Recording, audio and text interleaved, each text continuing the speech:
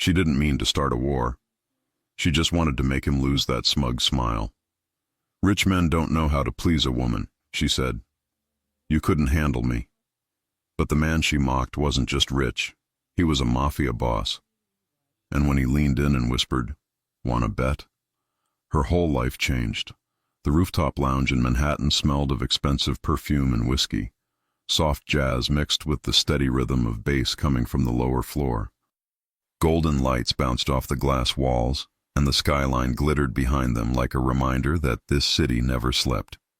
Harper Blake didn't belong there. She wasn't poor, but she didn't have money to waste on a $200 bottle of champagne either. Her friend Riley had convinced her to come after a long week at the office, saying she needed to live a little. Now Harper stood at the bar, holding her glass, pretending to enjoy the taste, and silently counting how much this one drink probably cost. Her simple black dress fit her perfectly. It wasn't designer, but she had a natural class that didn't need a label. Her brown hair fell over her shoulders, soft waves brushing her collarbone. She didn't try to stand out, but she did anyway. Then she saw him. At first, she thought he was just another rich guy surrounded by quiet men in suits. But there was something different, the way people looked at him. When he moved, the waiters stepped aside. When he stopped, conversations lowered a little. It wasn't about money, it was about control. He sat at a corner table with 3 men, each one watching the room more than they watched their drinks. His expression didn't change when people greeted him. His dark eyes studied the place like a man used to owning it. His presence was calm, but the kind that made your stomach tighten. "Who's that?" Harper asked the bartender. The bartender froze for a second, then cleared his throat. "You don't want to know, miss." That was answer enough. Harper's curiosity only grew. Riley, sitting beside her, followed her gaze and whispered, "That's Adrian Moretti." "Should I be impressed?" Harper asked, sipping her drink. "You should be careful," Riley muttered. "He's not just rich, he's powerful." Harper smiled faintly. "They're all the same. Money makes them think they can buy anything, people included." She didn't mean for her voice to carry, but it did. The bartender looked nervous, eyes darting toward Adrian's table. The man in question slowly turned his head. His eyes locked on hers across the bar. For a full second, Harper forgot how to breathe. Then she told herself to stop being ridiculous and looked away, but he kept watching. Riley leaned closer. "Don't look at him like that. He's dangerous." "I'm not looking," Harper replied. "I'm just standing here." "You're challenging him," Riley hissed. "Good," Harper said. "Someone should." Adrian Moretti stood. His movement was smooth and precise, like a man used to being obeyed. The 2 men beside him exchanged a glance but didn't stop him. He adjusted his suit jacket, buttoned only the middle button, and started walking toward the bar. Every sound around them seemed to soften. People made space without being asked. Even the bartender stepped back. Harper didn't move. When he stopped in front of her, she looked up. He was taller than she expected. Up close, his features were sharper, his eyes even darker, almost green under the lights. He smelled clean, expensive, like cedarwood and confidence. "You think that's funny?" he asked quietly. She blinked. "Excuse me?" "What you said about rich men," he replied. His tone was calm, but it wasn't small talk. It was a statement. She crossed her arms. "It's just an opinion." "An opinion based on what?" "Experience," she said, lifting her chin. "Rich men like control. They think they can buy what they want and walk away." He studied her for a moment, eyes moving slowly from her eyes to her lips, then back. "And you think that's all there is to men like me?" "That's what I said." He leaned in slightly. "And what makes you so sure?" Harper smiled, refusing to show any fear. "Because men like you wouldn't know how to please a woman who can't be bought." He didn't blink. "Is that a challenge?" "Maybe." He stepped closer, his voice lowering. "You think I couldn't handle you?" The words came out teasing, but calm. Her heart pounded, yet she refused to step back. "I don't think." she said. I know. For a split second his lips curved, not in amusement but in something darker. He leaned even closer, his breath warm against her ear. Want to bet? Her pulse jumped. The sound of his voice hit deeper than she expected. She turned her face slightly, close enough to see the faint stubble on his jaw, the small scar near his collar. He didn't touch her, but the air between them felt charged. When he finally stepped back, she exhaled like she'd been holding her breath for minutes. Name? He asked. Why? Because I like to know who challenges me. Harper, she said. Harper Blake. He repeated it slowly. Harper Blake. He nodded once. I'll remember that. Don't bother, she said, trying to sound calm. You'll forget me the second I walk away. He looked directly into her eyes. I don't forget.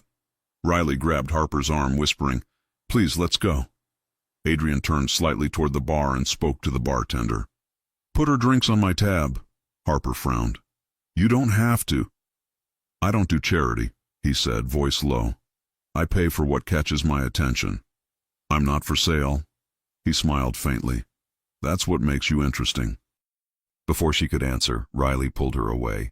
Harper turned once at the door.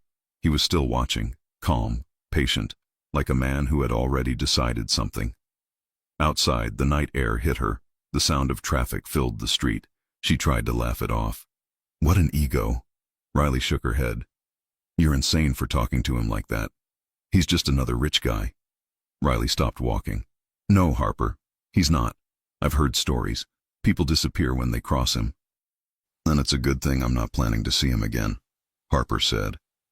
They reached the curb, and a black car drove by slowly. Harper didn't notice, but Riley did. A man inside was watching them. When their eyes met, the window rolled up again. Inside the lounge, Adrian returned to his table. One of his men leaned forward. Boss, you want us to check her out? Adrian didn't answer immediately. He picked up his drink, watching the city below through the glass wall. Finally, he said, discreetly, I want to know where she works, who she is, everything. The man nodded and left. Adrian stayed where he was, replaying her words in his head. You couldn't handle me. That tone, that spark. He hadn't felt that in years.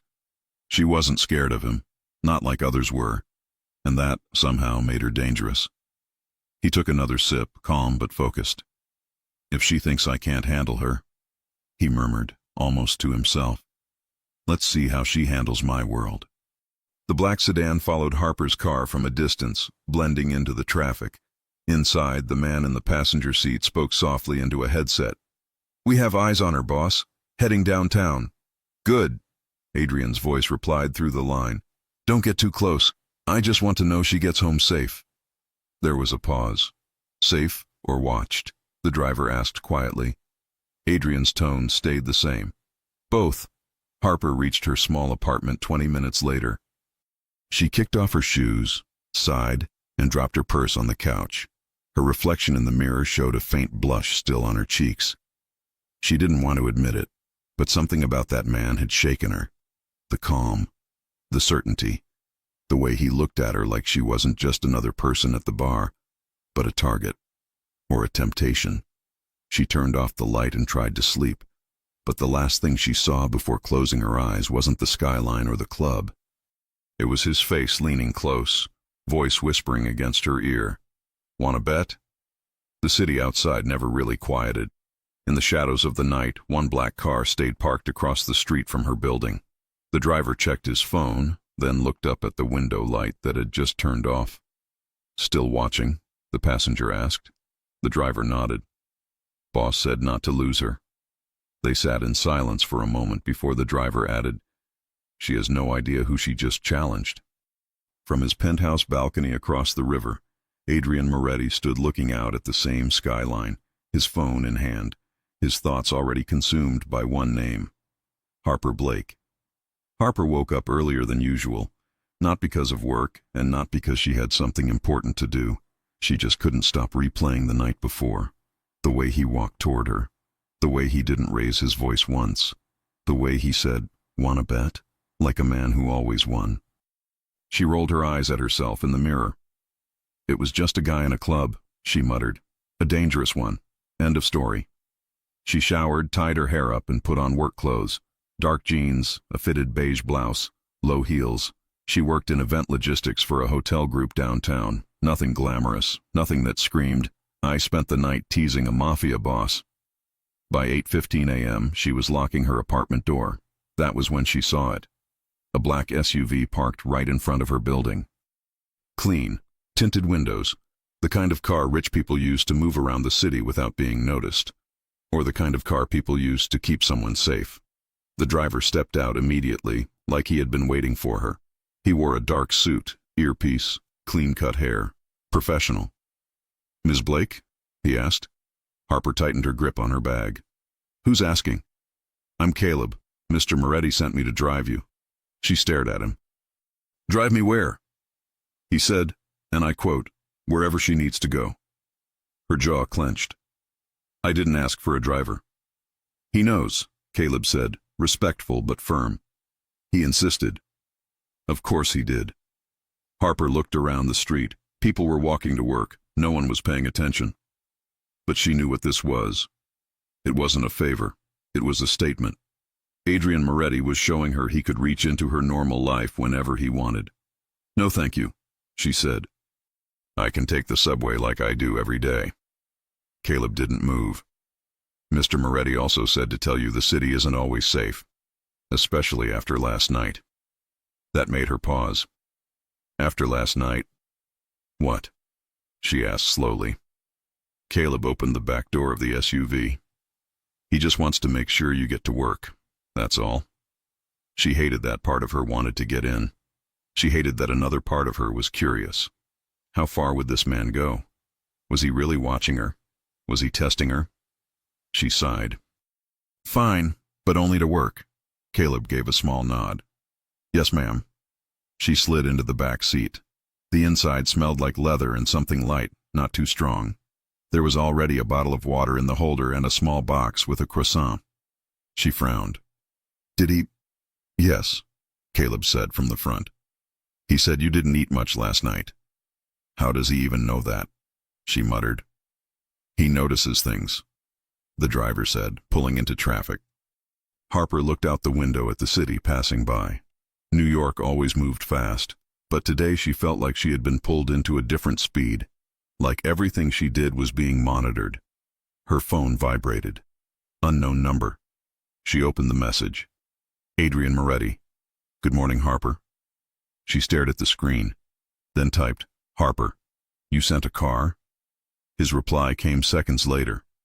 "Adrian, Manhattan traffic is a waste of time. I don't like the idea of you walking alone after last night."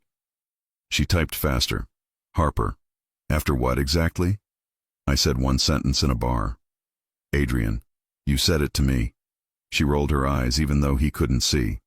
"Harper, you're dramatic." "Adrian, I'm careful." She stopped texting. Her heartbeat was faster than it should have been. She didn't want him to think she was impressed. Another message came. "Adrian, I'd like to see you later. Lunch." She exhaled. There it was. The real reason for the car. "Harper, I work." "Adrian, I know where you work." She froze for half a second. The driver glanced at her in the rearview mirror, but stayed silent. "Adrian, I'll send the car at 12:30. "Harper, what if I say no?" "Adrian, then I'll send it at 12:30 and wait." She stared at the screen. Then she typed the only answer that wouldn't sound like surrender. "Harper, we'll see." She put the phone away. Caleb dropped her off in front of the hotel where she worked. A couple of receptionists at the entrance looked at the car, then at her, and she could already hear the whispers forming. "Thank you," Harper said, stepping out. "Ms. Blake?" Caleb called. She turned. He handed her a small black card. "In case you need to go anywhere before noon, I'm around the corner." She narrowed her eyes. "He told you to stay close?" "Yes." She rubbed her forehead. "Does he do this with every woman?" Caleb almost smiled. "No." She didn't answer that. She just walked into the building, shoulders straight, acting like nothing was out of the ordinary. But it was. Inside, her coworker Jenna whispered, "Okay, who was that?" No one, Harper said, heading to her desk. Oh no, people don't arrive in black cars with drivers saying no one, Jenna teased. Is he rich? Harper sat down. Yes. Is he hot? Harper thought of the way he'd leaned in, voice low, eyes steady. Yes. Then what's the problem? He's the kind of rich who has security, Harper said. The kind of rich who sends a car without asking. The kind of rich people don't say no to. Jenna raised a brow. And you said no? I'm trying, Harper muttered. She tried to focus on work, emails, event orders, a change in the ballroom setup for a corporate client. Normal life. The life she built herself, with no man paying for it, no one telling her what to do. But at 11:50 a.m., she was still thinking about him. At 12:20 p.m., she was checking the time every 2 minutes. At 12:28 p.m., she told herself she was not going. At 12:30 p.m. on the dot, her phone vibrated again. Caleb, I'm downstairs. She stared at the screen. She could ignore it. She could send a message and say she wasn't available. She could tell him to leave her alone. But another message came, from an unknown number. Not Adrian's. Unknown. Careful who you're seen with. She froze. She looked around the office. No one seemed to be watching her. No one seemed nervous. She typed back. Harper. Who is this? No answer. Her throat tightened. She picked up her bag and headed to the elevator. When she stepped outside, Caleb was holding the door open. Something wrong? He asked immediately, noticing her expression. Someone texted me, she said, getting inside, telling me to be careful who I'm seen with. Caleb's jaw hardened. I'll let him know. No, she said quickly. Don't make it worse. It's already worse, he said, starting the engine. The second someone texts you that because of him, it's already worse. She swallowed. Where are we going? She asked. He drove toward the river. Mr. Moretti said you like places with windows. She frowned. I never told him that. He notices things, Caleb repeated. They pulled up in front of a high-end restaurant with floor-to-ceiling glass and a view of the water. 2 men in suits were at the entrance, watching. One of them spoke into his sleeve when he saw the car. This wasn't a normal lunch.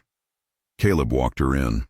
Staff greeted her like she had a reservation made weeks ago. On the far side, at a private table with the city behind him, sat Adrian Moretti. He stood when she approached. No one ever stood for her. Not her ex, not her old boss, not her father. But this man, who could have any woman in the room, stood. Harper, he said, like he had been sure she would come. Sit. She sat. I almost didn't. I know, he said. But you were curious. She glared. You really like being right. I like understanding people. Is that what this is? She asked. Understanding? It's the beginning of it. A waiter came with water, then left them alone. Adrian leaned forward. You received a text. She stared at him. You knew? I told my men to watch your building. If someone is bold enough to text you after one night, I want to know. So it was one of yours? She asked sharply. No, he said right away. Not mine. Then whose? He didn't answer immediately. He watched her, measuring how much to tell. The kind of people who like to know who I speak to. The kind who look for weak spots. I'm not a weak spot, Harper said. You're not, he agreed. But they don't know you yet. She sat back. I didn't sign up for this. You talk to me, he said, in public, in my city. That makes you seen. So what? Now I need security because I said you couldn't handle me? His eyes darkened a little. Now you need security because they think I might want to. The words made her chest warm and tense at the same time. You should walk away then, she said, from me. I don't walk away, he said simply. You're stubborn. You're mouthy. She almost smiled. So that's why you sent a car? Because you like a mouthy woman? I sent a car, he said, because I don't want you getting hurt because of me. The way he said it was so matter-of-fact that it disarmed her. What do you want, Adrian? She asked, finally saying his name. He held her gaze. I want to know if last night was just a drunk joke or if you really believe what you said about men like me. I believe it. Then I want to prove you wrong. How? She asked, challenging again. By staying, he said. By showing up. By making sure you're safe. By not disappearing after one night. By not treating you like something I can buy. That was not the answer she expected. She looked at him for a long moment. You don't even know me. I know you didn't flinch when I walked up to you, he said. I know you said no to the driver this morning before you said yes. I know you stayed in a place where you felt you didn't fit in. I know you don't get impressed easily. He paused.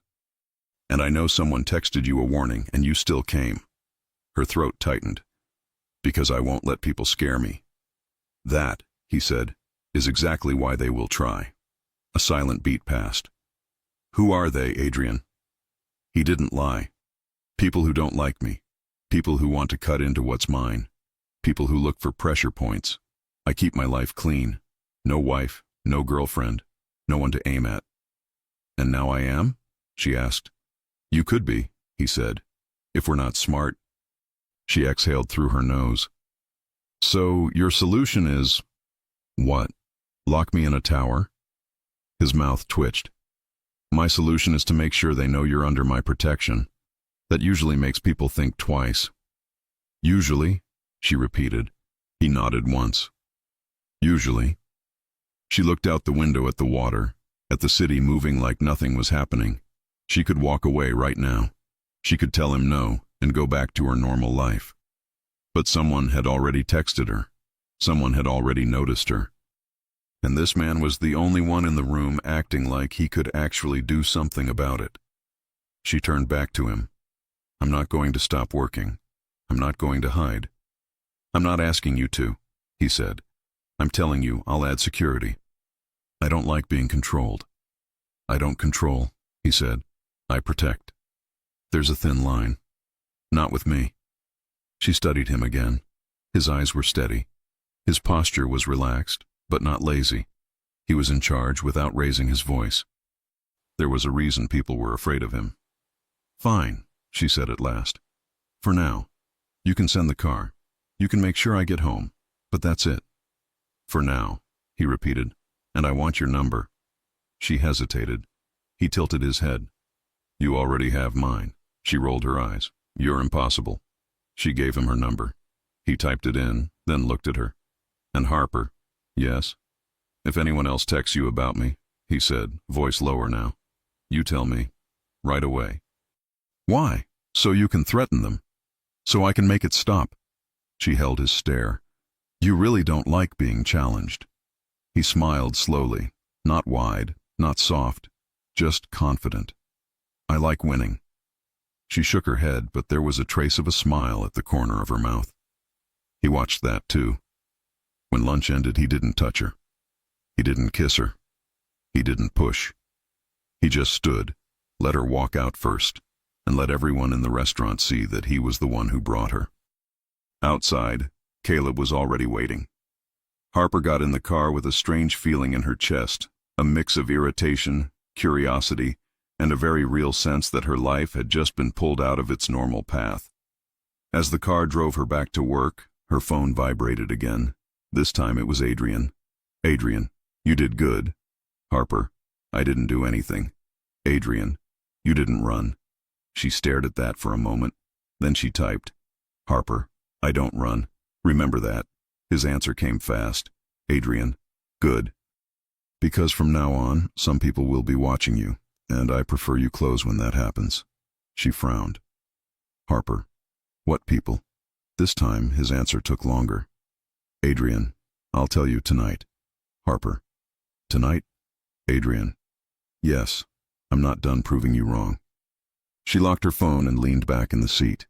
He wasn't done, and whether she liked it or not, neither was she.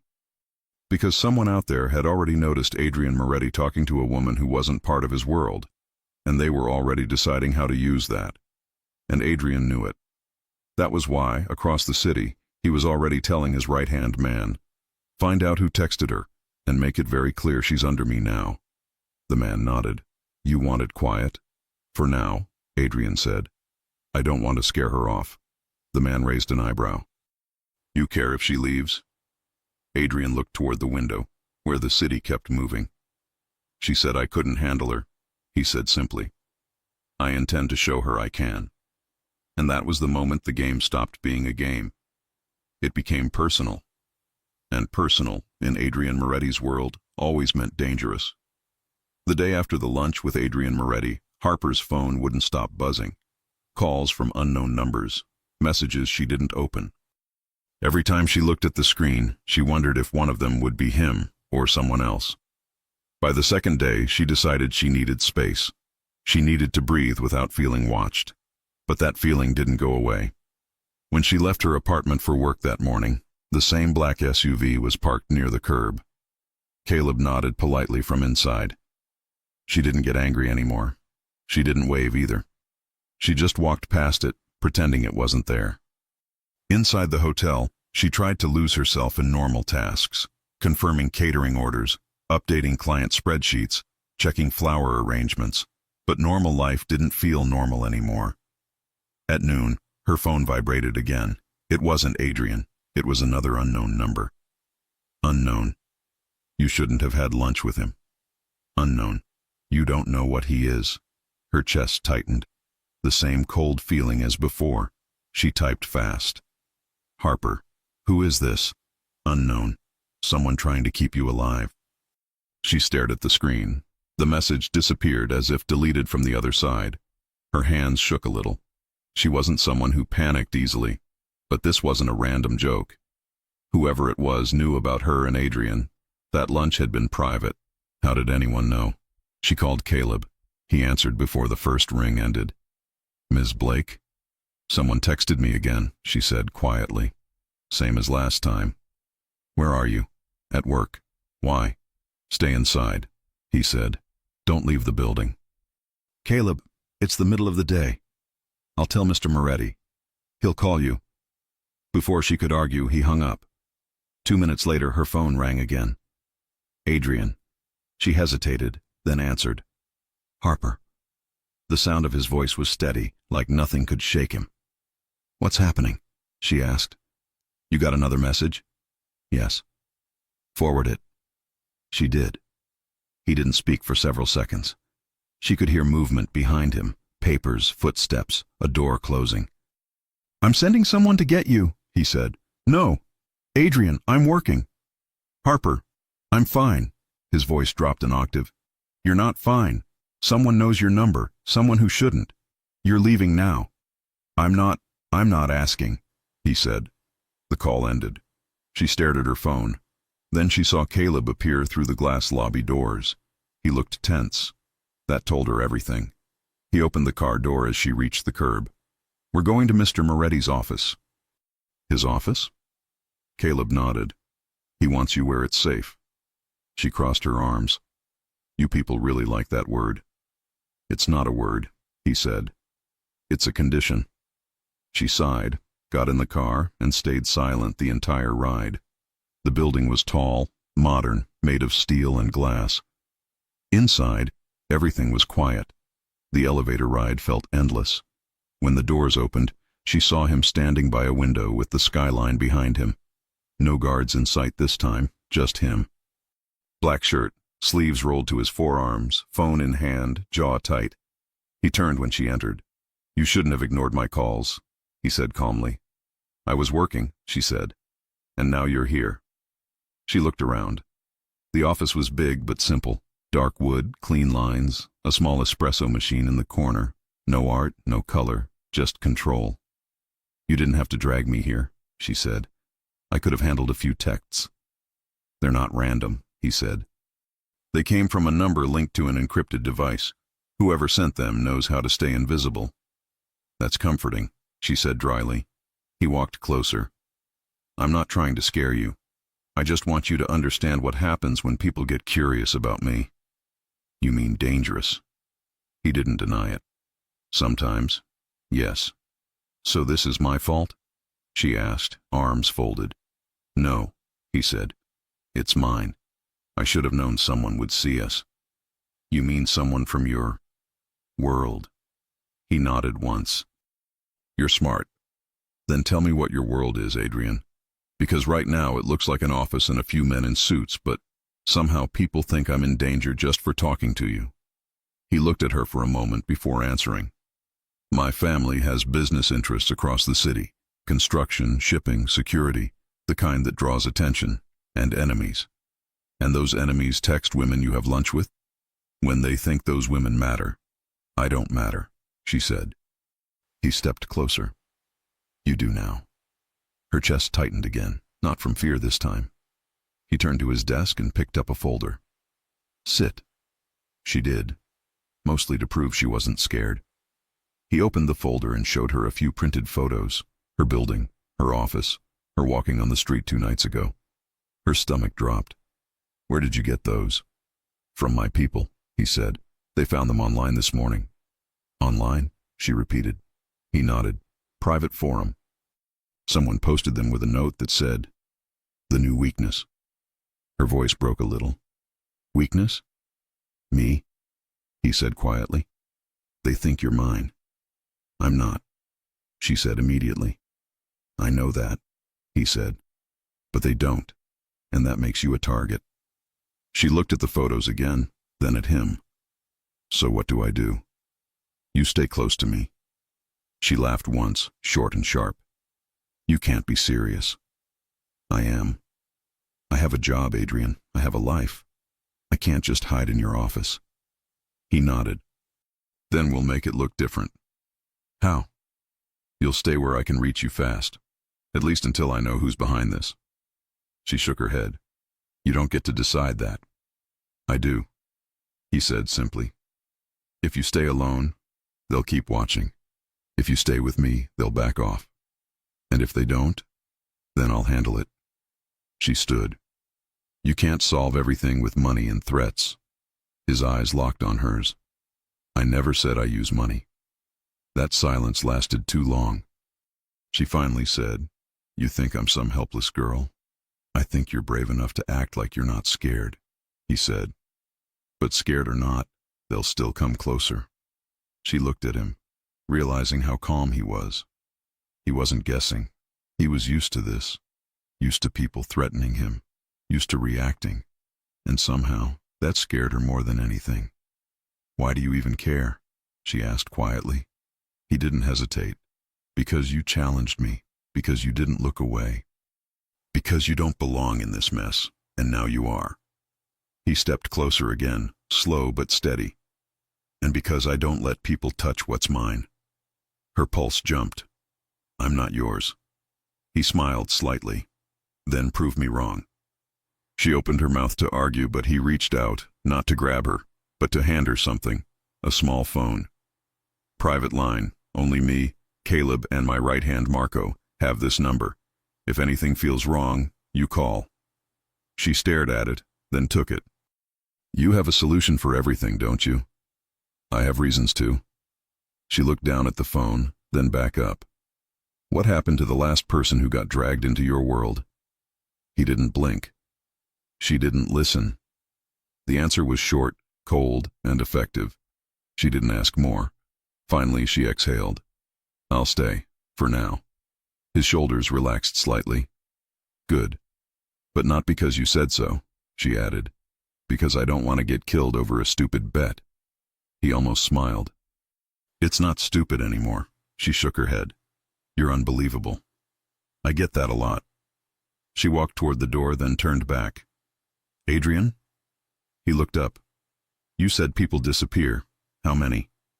He didn't answer. That silence said everything. That night, Harper lay in a guest room of Adrian's penthouse. She didn't like how safe it felt. She didn't like that her heart slowed down only when she knew he was in the same building. She didn't like any of this. But she couldn't deny one thing. The danger was real. Downstairs, Adrian stood by the window, watching the city. Marco entered quietly. We traced the messages, Marco said. Came from a woman, Gianna. Adrian's eyes narrowed. My cousin? Marco nodded. Looks like it. Why? She said she was warning the girl. Adrian looked back at the skyline. She shouldn't have. What do you want me to do? Nothing, he said. Not yet. He turned off the lights and looked out over Manhattan again, his voice low, almost to himself. She said I couldn't handle her. She has no idea what that means yet. Harper woke to the smell of coffee. For a moment she forgot where she was. The sheets were softer than anything she owned. The quiet was heavy, expensive. Then she remembered. This wasn't her apartment. This was Adrian Moretti's penthouse. She sat up fast. The room was modern but not cold. Neutral colors, floor-to-ceiling windows with the skyline spilling in. No personal photos, no clutter. A space designed for control, not comfort. Her phone buzzed on the nightstand. Adrian. Breakfast downstairs, don't argue. She rolled her eyes but smiled slightly despite herself. Of course. Harper showered, found her clothes neatly folded on a chair, someone had washed and pressed them overnight, and walked out barefoot into the open living area. The place looked like something from a magazine. Dark marble, clean lines, city view stretching forever. A long dining table held a tray with coffee, eggs, fruit, and toast. Adrian sat at the end, reading the morning paper as if nothing about this situation was unusual. You sleep? He asked without looking up. I tried, she said. Your building doesn't make noise. It's weird. He glanced at her. Noise is distraction. I don't like it. I noticed, she muttered, sitting across from him. Do you make all your guests sleep here under supervision? Only the ones who get threatened. She sighed. Right, because that's normal. He folded the paper neatly. Eat. She picked up a piece of toast but didn't touch it. I'm going home today. He met her eyes. No, you're not. Her jaw tightened. You can't keep me here.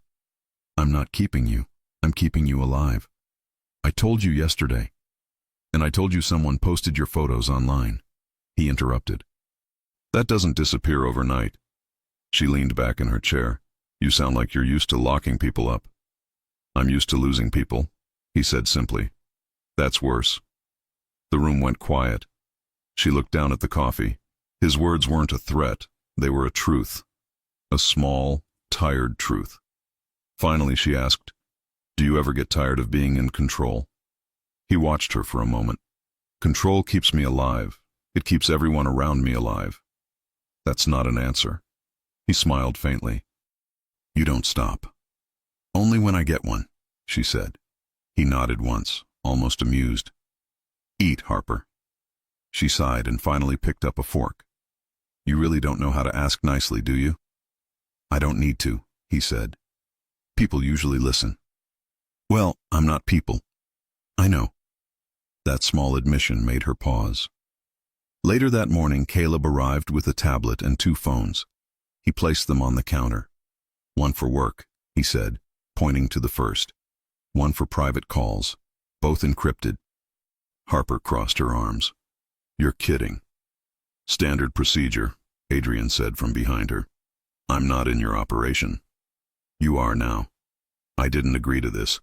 He walked around the counter, calm, steady. You agreed to stay. This is how staying works. Her voice rose. I can't live like this. Phones, guards, surveillance. Do you want to die because someone saw your picture with me? He cut in sharply.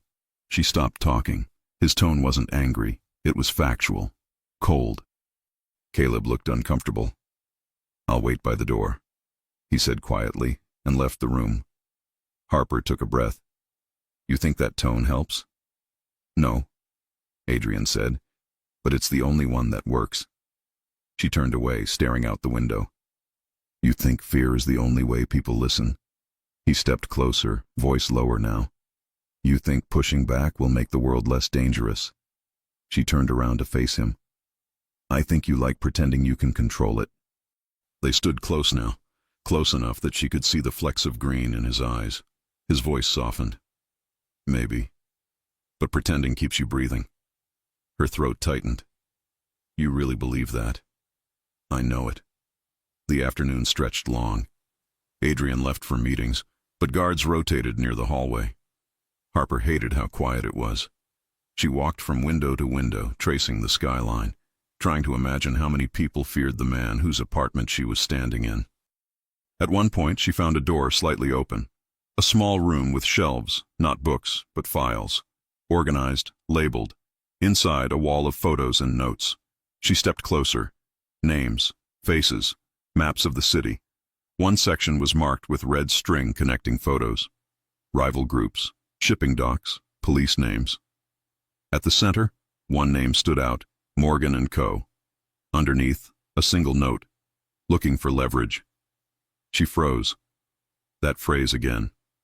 Find something interesting? She spun. Adrian stood at the door. She swallowed. You should lock that. I don't need to. You were right, she said, stepping out. You really are being watched. He nodded once. Always. Then why tell me to stay? You could have told me to disappear.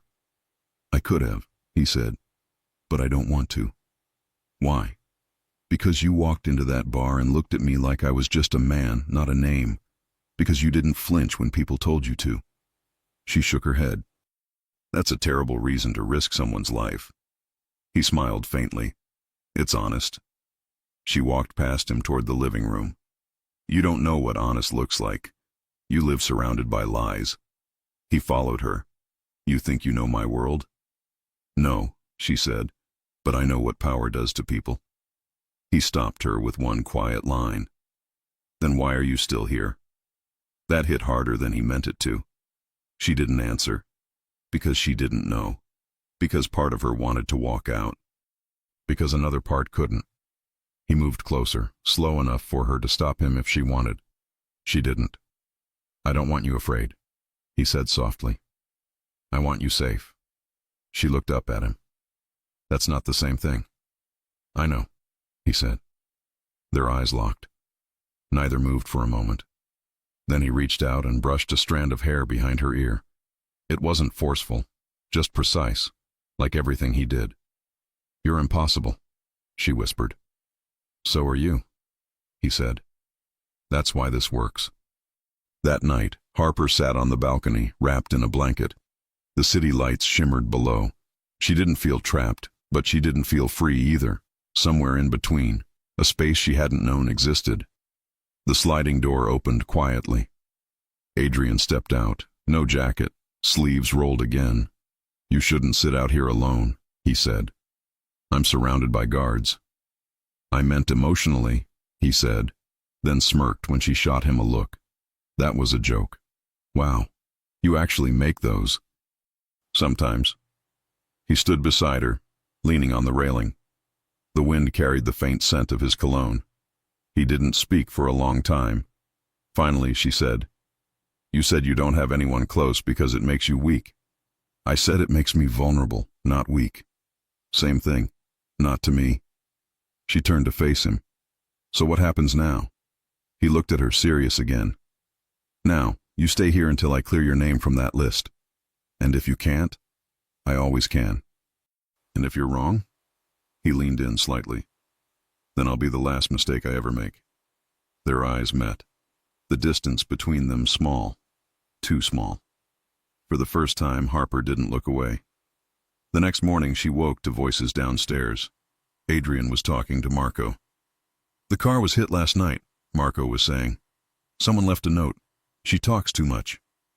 Harper's blood ran cold. Adrian's tone was ice. They're getting bold. What do we do? Move her. Harper stepped forward. Move me where? Both men turned. Adrian's jaw was tense, but his voice stayed calm. You heard. I'm not a package. No, he said. You're leverage. That's worse. He took a breath. You're coming with me to the country house. No discussion. I can't just... You can, he said, and you will. Adrian. He stepped close, hand gentle but firm on her arm. Harper, please, just this once, don't fight me.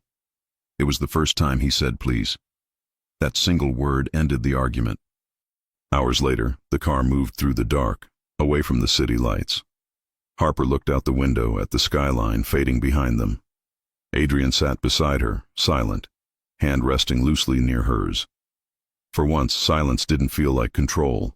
It felt like promise. She leaned her head back and closed her eyes. He watched her for a moment, then turned back to the road ahead, already planning how to make the world stop touching what he'd decided was his.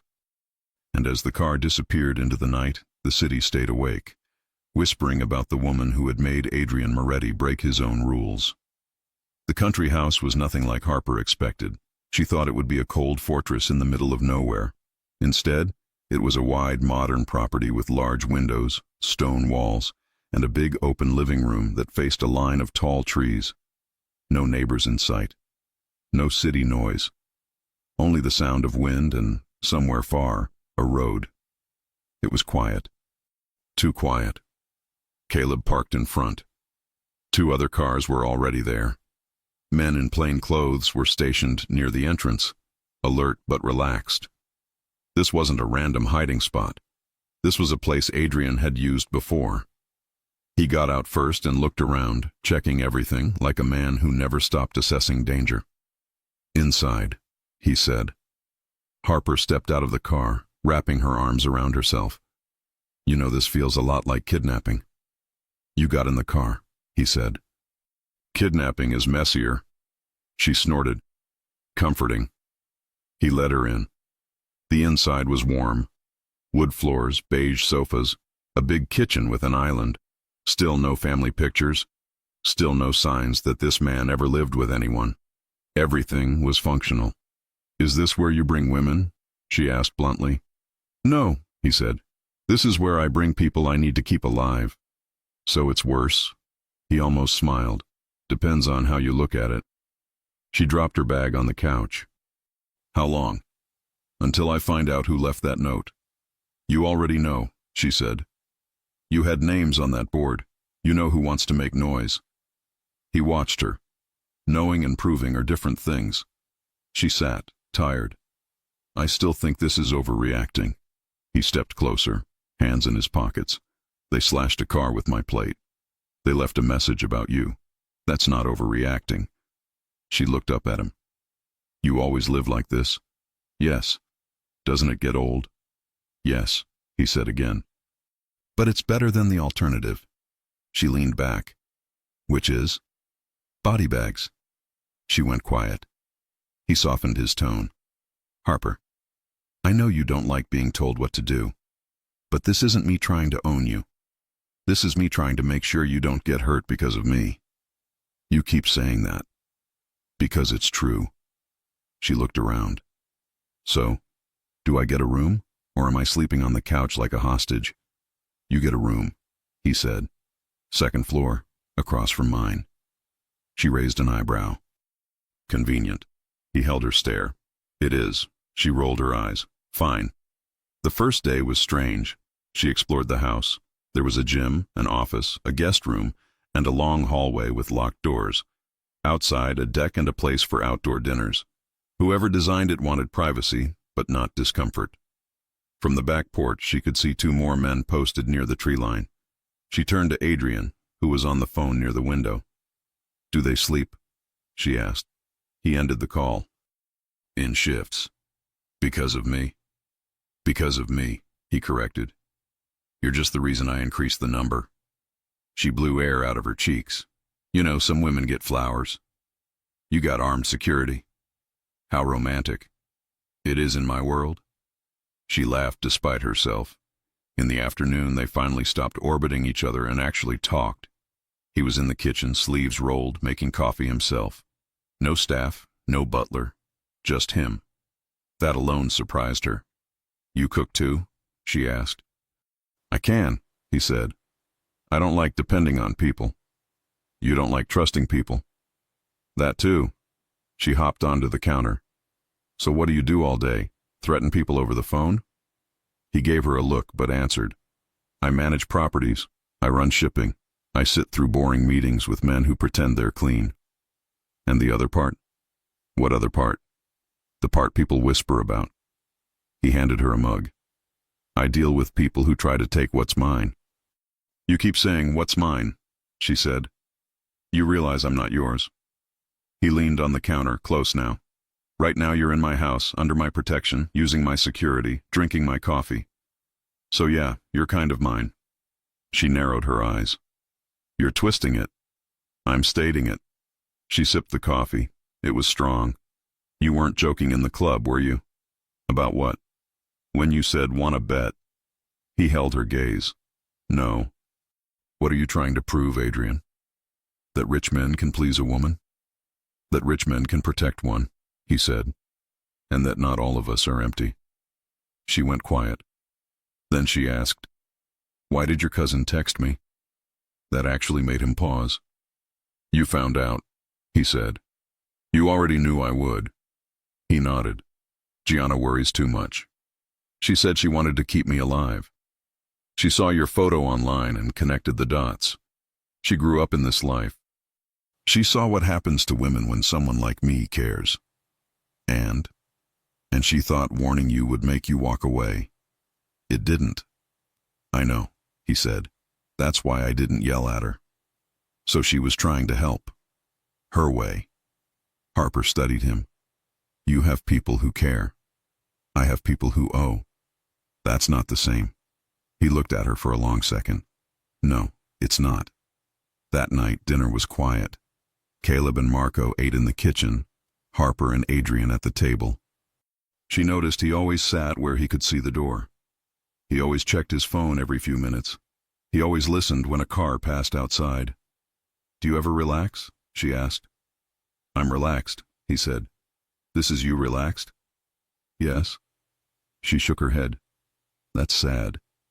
He smirked. "Come here." She blinked. "What?" He pushed his chair back. "Come here." She stood, cautious, and walked to him. He took her wrist gently and pulled her into his lap. Not rough, not demanding, deliberate. "You don't have to act brave all the time," he said near her ear. "Not here." "I'm not acting." "You are," he said. "You got scared. You just won't say it." She swallowed. "Fine. I got scared." "Good," he said. "You should be. Fear keeps you alert. Is that what keeps you alive? That, and not letting people get close." She turned her head slightly. "And yet I'm here." He looked at her lips. "Yeah." His hand rested on her thigh, warm, steady. The house was quiet. Guards outside, phones off. For the first time since she met him, they were alone without the city watching. "You still think I can't handle you?" he asked quietly. She met his eyes. "I think you want to." He smiled, slow, real. "I do."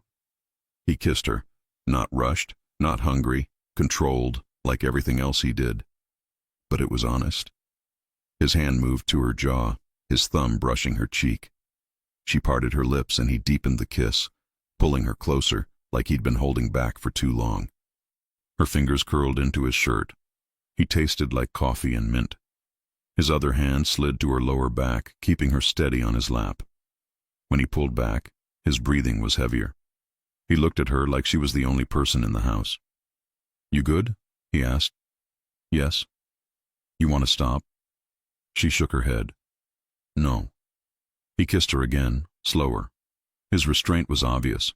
He could have pushed further, but he didn't. He wanted her willing. He wanted her choosing him, not reacting to fear. She pulled back just enough to speak. "So rich men do know something." He chuckled softly. "This rich man does." She smiled, breathless.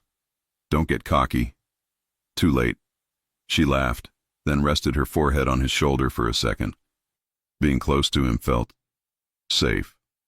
It annoyed her how fast she adjusted to it. He kept his arm around her waist. "You know this doesn't end when we go back to the city." "I figured. They've seen you. They'll try again." "I figured that too." "Then you understand why I put rules." She sighed. "Say them." He didn't hesitate. "You don't leave with anyone I didn't send. You don't answer unknown numbers. You don't post where you are. And if I say stay inside, you stay." She looked at him. "That sounds like control." "It's protection. You keep saying that. I'll keep saying it until you believe it." She stared at him for a moment. "My ex said the same." He went still. "Your ex?" She nodded. "He said he wanted to protect me. But what he meant was, I don't want you to talk to anyone else." "I'm not your ex," Adrian said right away. I don't care if you talk to people. I care if they can shoot at you. She swallowed. That's fair. What did he do? Adrian asked, voice calm but sharper now. He used money to make me feel small, she said, looking away. Paid my bills, then threw it in my face. Told me I wouldn't make it without him. Cheated. Lied. Then tried to act like he was the victim when I left. Since then, every time I see a man with money, I assume he thinks he can buy me. He listened without interrupting. No judgment. No mocking. Is he a problem now? Adrian asked. No. Good, he said. Because I don't like problems. She looked at him again. You're different. Yes. You still scare me. Good, he said. That means you understand the risk. Later that night, as she got ready to sleep, someone knocked on her door. It wasn't Adrian. A woman stood there. Pretty dark hair, Italian features, late 20s, confident. Harper? She asked. Yes. I'm Gianna, Adrian's cousin. Harper's eyes widened. You're the one who texted me. Gianna nodded. Yeah, sorry about the drama. I didn't want to scare you. I just know how this goes. How what goes? You start as a joke. Then people see him look at you twice. Then suddenly you're on every radar. Harper crossed her arms. So your solution was to tell me to run? Yes, Gianna said. Because it's easier. Harper shook her head. I'm not running. Gianna smiled a little. I can see that. He likes that. Do you? Harper asked. Gianna shrugged. I like you alive. If staying with him means that, then stay. Just don't underestimate who's watching. Harper's expression softened. You were trying to protect me. I was trying to prevent him from getting attached, Gianna said. He's worse when he cares. Harper felt that in her chest. He already cares. I know, Gianna said. That's why he brought you here. Gianna started to leave, then added, one more thing. When he says, don't go out, don't go out. He doesn't bluff. I noticed. Gianna smiled. Welcome to the family mess, then. She left. Harper closed the door slowly. Family mess. So it wasn't just business. It was blood. Loyalty. History. People who didn't leave. People who knew exactly what it cost to be close to him, and stayed anyway. She went to bed that night with one clear thought. This wasn't casual anymore. Downstairs, Adrian sat with Marco. She met Gianna? He asked. Yes, Marco said. She mad? No, I think she understood. Adrian nodded. Good. Marco looked at him. You're really keeping her? Yes. Even if it brings heat? Yes. Marco smirked. Then we better be ready. Adrian leaned back. We already weren't ready. They got too close to her. That's on me. It won't happen again. How are you so sure? Adrian's eyes went cold. Because now they know she matters. Marco nodded. That makes her a better target. That makes me a worse enemy, Adrian said. Morning light poured through the wide windows of the country house. Harper woke up later than usual. For the first time since she met Adrian Moretti, there was no immediate chaos. No texts, no knocks on the door, no orders. Just silence and the sound of birds outside. She dressed and went downstairs. The guards were already moving around. Marco was at the kitchen table, laptop open, coffee beside him. Adrian was standing near the window, phone in hand, giving orders in that calm, even voice that didn't need to rise to be obeyed. When he saw her, he ended the call. Morning. Morning, she replied. You always start working before sunrise? I don't sleep much, he said. She poured coffee and sat across from him. So what's next? You said you'd keep me here until you knew who left that note. It's been 3 days. He nodded. We found out. And? His name's Morgan, he said. He's been running a rival operation out of Brooklyn. He's not stupid. He knew the moment my men saw that note, I'd know where it came from. He wanted attention. So he did all this just to provoke you? Yes, Adrian said. But he went too far when he used you. I didn't ask to be used, she said quietly. I know, he said. That's why I'm handling it. The way he said handling made her stomach turn. What does that mean? It means I make it stop. She set her mug down. You can't just... Harper, he interrupted softly. You don't want to know what it means. She glared at him. You keep deciding what I should or shouldn't know. Because some things you can't unhear. That's not your choice. He looked at her for a long moment. It is when your name's in the same sentence as mine. She stood. Then take it out. He stood too. It doesn't work like that. They stared at each other, neither backing down. Then the front door opened. Caleb walked in, phone in hand. His expression said everything. Boss, he said, we got a problem. Adrian turned to him. What? Someone spotted a car near the property last night. Same make and plate pattern from Morgan's men. Harper's pulse jumped.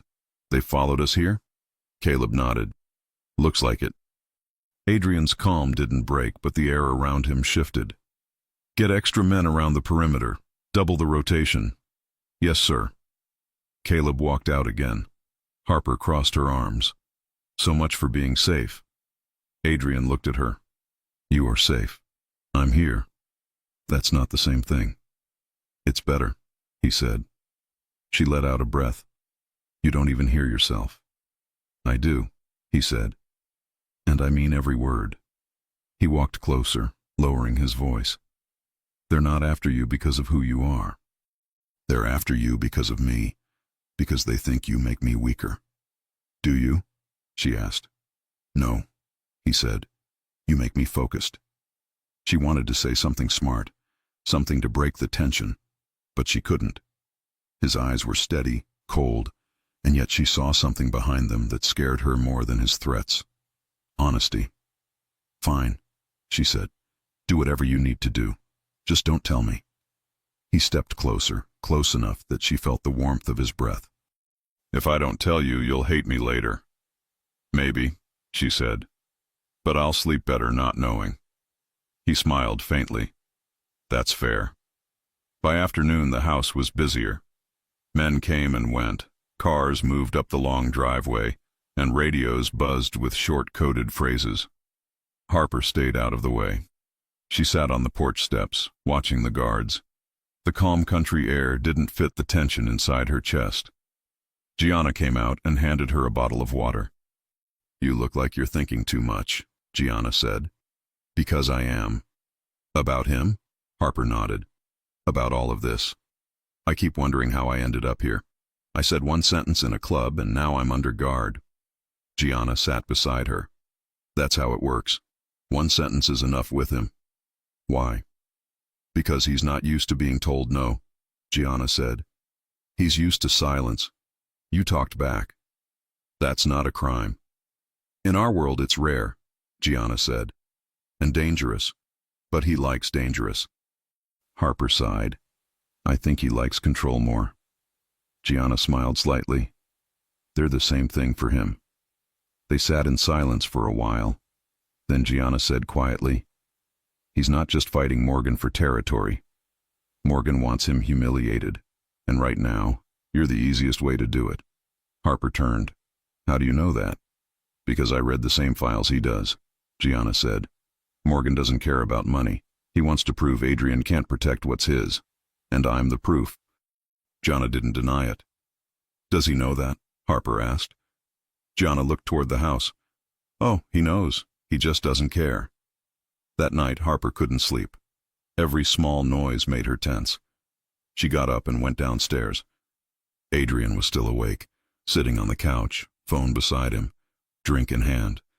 He looked up when she appeared. You should be asleep, he said. So should you, she replied. He motioned to the seat across from him. Come here. She sat. He poured another glass, slid it toward her. You drink? Sometimes. Then tonight's one of those times. She took it, sipping slowly. Gianna said Morgan wants to humiliate you. He didn't react. Gianna talks too much. Is she wrong? No. So it's true. Yes. So I'm bait. He met her eyes. You're not bait. You're leverage. There's a difference. Not from where I'm sitting. He leaned forward. The difference is, bait gets sacrificed. Leverage gets protected. She swallowed. And how long before protection turns into control? He looked down for a moment, then back up. You tell me. I think it already has, she said quietly. He didn't answer. Instead, he stood and walked toward the window, hands in his pockets. You could leave. Right now. I wouldn't stop you. She frowned. You would. He turned. No, I'd follow. She laughed softly. That's the same thing. Not to me, he said. She set the glass down. What happens when this is over? We find out who betrayed us, and then we stop them. And me? You go back to your life. Like none of this happened? If that's what you want. She stood, stepped closer. And what do you want? He looked at her, eyes tired but focused. I want to finish this before it finishes you. She reached up, touching his arm. You don't have to fix everything. Yes, I do. He turned his hand, fingers brushing hers. Go back to bed, Harper. She wanted to argue but didn't. She walked to the stairs. Halfway up, she stopped and looked back. Adrian? He turned his head. You're not the only one who wants this to end, she said. I know. The next morning, the peace broke. Caleb rushed in, phone in hand. Boss, we've got movement. Adrian stood. Where? Roadside camera picked up one of Morgan's cars heading toward the property. They know where we are. How many? 2 cars. Adrian grabbed his jacket. Get the men in position. No one outside the main line. Harper came down the stairs. What's happening? Stay upstairs, he said without turning. Adrian, stay upstairs. His voice was sharp now. She froze. He never shouted before. Caleb and Marco ran out. Adrian followed, gun holstered under his jacket, calm as ever. Harper watched from the window as the guards spread out. The road beyond the gate was empty for a moment, then 2 black cars appeared, slowing down near the entrance. She couldn't see what was happening, but she heard the faint sound of engines, doors slamming, muffled voices, then silence, then 1 gunshot. She gasped. She ran to the door. Gianna grabbed her arm. Don't! But Harper pulled free. He's out there! By the time she reached the porch, the guards were moving again. The 2 cars were stopped. 1 tire shredded. Men on the ground, being dragged away. Adrian stood in front, gun lowered, calm. He turned when he saw her. Inside, he said. She didn't move. Was anyone hurt? No. Then why? Inside, Harper. She went. Later, when everything calmed, he came to her room. She was sitting on the bed, hands still shaking. You shouldn't have come out, he said. You could have been killed, she said back. I wasn't. But you could have. He stepped closer. This is what my life looks like. I told you that. She looked up at him. Then why drag me into it? Because they dragged you first, he said quietly. Her voice softened. Adrian. He sat beside her. Morgan's gone quiet now. That means he's planning something worse. I'll end it before he tries again. She touched his arm. And if you can't? He looked at her, voice steady. Then I'll die trying. Her chest tightened. You don't get to say that like it's normal. He looked down, then up again. You asked what happens when I care. This is what happens. She didn't know what to say.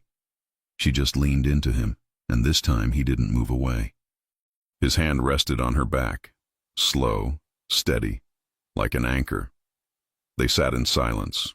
2 people pulled into a storm neither had planned for. And outside, the last car disappeared down the dirt road, carrying a single message to the man who had started it all. He's not backing down, and the girl's still alive. The house didn't sleep that night.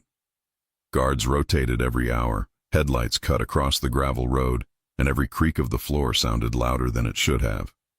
Harper couldn't rest. She paced the room until sunrise, staring out the window toward the woods. Adrian was outside most of the night. She could see him through the glass doors, talking quietly with Marco, phone in hand, expression unreadable. He didn't look tired. He looked ready. When she finally stepped downstairs, he was still standing by the window. "You haven't slept," she said. He turned. "Neither have you. I can't when there are men outside with guns. That's why they're there," he said. "So you can sleep." She folded her arms. "That's not how safety works. Not for me." He studied her face, then said quietly, "I'm handling it today." "What does that mean, Adrian?" "It means it ends," he said simply. She moved closer. "You're going after him?" "Yes." She shook her head. "No, you can't. Not like this. He's baiting you." "He crossed the line," Adrian said. "He won't get another chance. This isn't a business meeting, it's a trap." "I know," he said, "and I'm walking into it." She took a step closer. "Then don't go alone." He looked at her. "I have to." She reached for him, hand on his chest. "You don't. You just think you do." He placed his hand over hers, voice calm but final. "If I don't go, they'll keep coming. And next time, it won't be a note or a bullet in the air. It'll be you." "Then I'll go with you," she said. "No," he said instantly. "You're not going anywhere near that." "Why not?" "You said I wasn't weak." "You're not," he said. "But they don't care about that. They'll use you to get to me." "Then maybe I can stop that," she said. "Maybe if I face them, they'll see I'm not afraid." He shook his head. "They don't care about courage, only leverage." "Then you'll die for nothing," she snapped. He didn't raise his voice. "If it keeps you breathing, then it's not nothing." She stared at him. "You really believe that?" "Yes." Her throat tightened. "And if I asked you to stay?" He looked away for a moment, then back at her. "Then I'd say, I'm sorry." By noon, he was gone. Gianna and Marco tried to keep her distracted, but Harper could barely hear them. She sat near the window, watching the driveway like a lifeline. Hours passed. No news. Every time a car engine sounded in the distance, her heart jumped. When her phone finally vibrated, she grabbed it before the first ring ended. "Caleb. He's gone quiet." His tracker stopped moving. Her chest went cold. "What do you mean, stopped moving?" "Caleb. Either he turned it off or someone did it for him." She stood. "We have to go." Gianna grabbed her arm. "Harper." "No," she said. "If he's hurt." "Harper, listen to me. If you go there, you'll only make it worse." "I don't care." Gianna's voice softened. "Then do it smart. Use his people, not your panic." Harper froze, breathing hard. Gianna was right. Running blind wouldn't help him. "Fine," Harper said. "Then help me." An hour later, Harper was in the back of a car with Marco driving. She hadn't told Adrian she was coming. He'd never let her. The sun was already setting, painting the city in orange and gold as they left the quiet country roads and reached the edge of Brooklyn. Marco drove fast, but careful. He said to stay at the house. "He's not answering," Harper said. "That's not staying, that's surviving." Marco didn't argue again. If he's still alive, he's at the old warehouse on Pier 19. That's where Morgan always hides. Then that's where we're going. The warehouse looked like it had been abandoned for decades. Broken windows, rusted doors, graffiti covering the walls. Marco parked 2 blocks away. "You stay in the car," he said. Harper shook her head. "No. I'm serious." "So am I." Before he could argue, she was already out of the car. The air was cold, heavy with salt from the river. She crept along the shadows, every step deliberate. Inside, voices echoed. She hid behind a stack of crates and saw him. Adrian, hands tied, kneeling, face bruised but calm. Morgan stood in front of him, holding a gun. "So this is the great Adrian Moretti," Morgan said, pacing. "The man who built an empire on silence. Tell me, how does it feel to lose everything because of a woman?" Adrian lifted his head. "You talk too much." Morgan smirked. "And you bleed too easily." Harper's pulse raced. She scanned the area. 6 men, maybe 7, all armed. She looked at Marco. "How many with us?" 4, he said. Not enough, she whispered. She took a breath. Then we even the odds. Before Marco could stop her, she picked up a piece of metal pipe and threw it toward the far end of the warehouse. The noise echoed loud and sharp. The men turned instantly. Adrian looked toward the sound, eyes narrowing. Then he saw her. "Harper," he hissed, voice low, warning. She stepped out from behind the crates, hands up but steady. "You wanted me, right? Here I am." Morgan laughed.